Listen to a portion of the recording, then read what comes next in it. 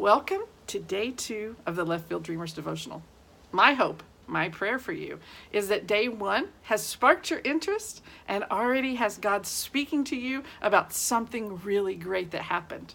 Now, the Left Field Dreamer book and the Left Field Dreamer devotional is split up into bite-sized pieces.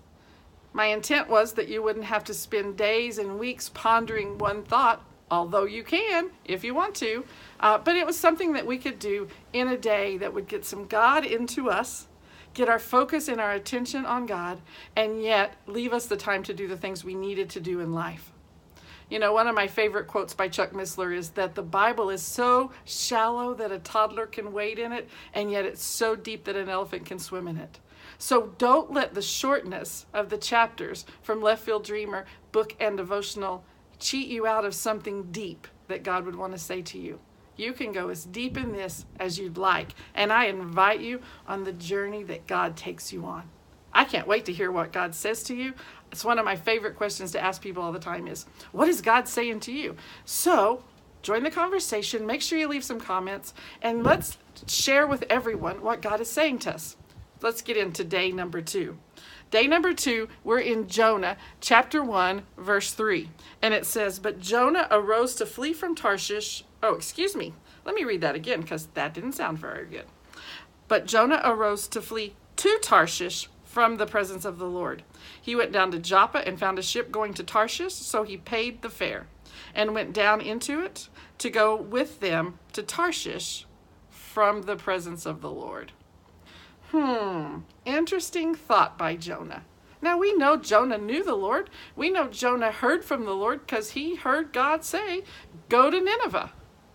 So hearing God was not the problem. Why did he think that he could run away from the presence of the Lord? Isn't that interesting? I've talked to so many people who've said, I've been running from God. It's kind of a futile effort.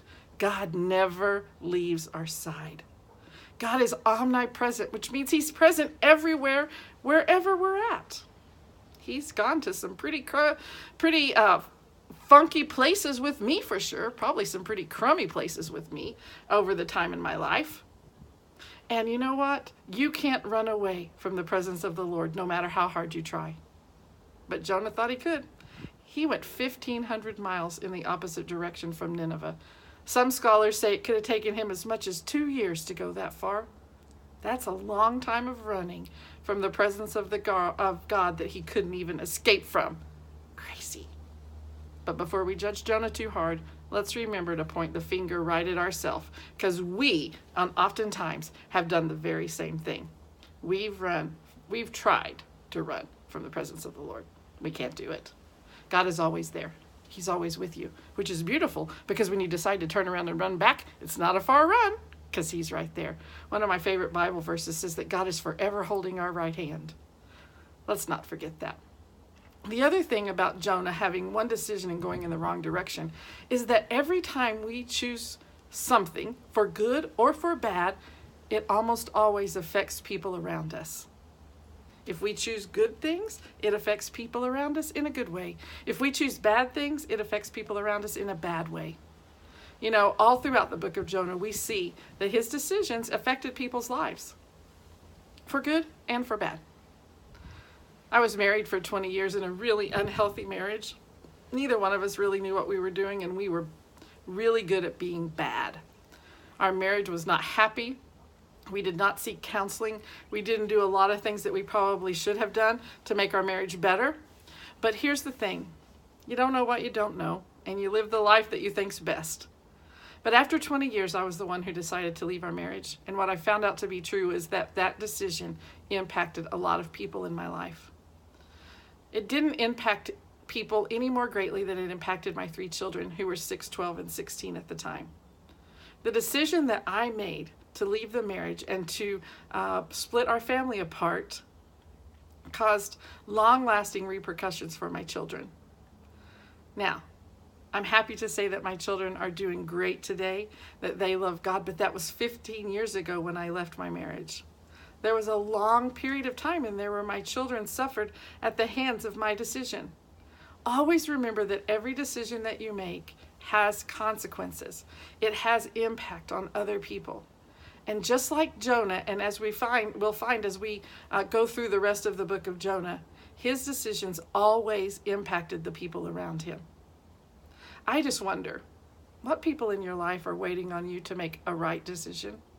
What people in your life are waiting on you to do the next thing that God has called you to do, that you've been dragging your feet over, or you've been putting off, or you've just flat said no to? God asks us to do things because we're his hands and feet on the earth. He loves to use us to accomplish his will. He loves for us to be a part of the story that he's writing in the lives of the people he loves so much. One decision, let's go in the right direction. Make a decision to follow God. Make a decision to do what God has asked you to do. It'll make a difference in your life and in the life of other people around you. What's your decision today? What's God asking you to do? Have you decided to go in the opposite direction? Maybe you should turn around. God is standing right beside you. Just look at him and say, okay, God, I say yes.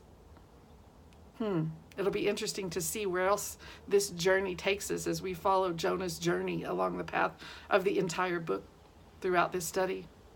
It's going to be great. It's going to be fun. It's going to hopefully give us some eye-opening opportunities. Sometimes talking is difficult. To do some great things. So don't forget to leave your comments. Don't forget to join the discussion. Share it with your friends. Invite them to take the journey with us as we go on our Left Field Dreamer journey. See you next time.